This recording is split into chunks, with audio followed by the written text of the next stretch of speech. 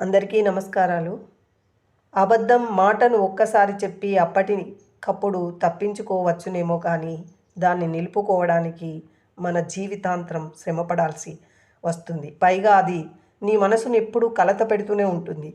అదే నిజం. చెప్పే ఒకసారి నిష్ఠూరమవుతుందేమో కావచ్చునేమో కానీ, జీవితాంతం నిర్భయంగా, నిశ్చలంగా ఉండవచ్చునన్నది మాత్రం నిజం. డాబు, దర్పం చూపిస్తూ మనుషుల్ని తాత్కాలికంగా నమ్మించి కాలాన్ని గడపవచ్చు. కానీ సత్సంబంధాలను మాత్రం కొనసాగించలేరు. పరస్పరం సహకారాలు, కలుపుగోలుగా మాట్లాడే విధానం మాత్రమే స్నేహాలను సుదీర్ఘంగా నిలబడడానికి దోహదపడతాయి.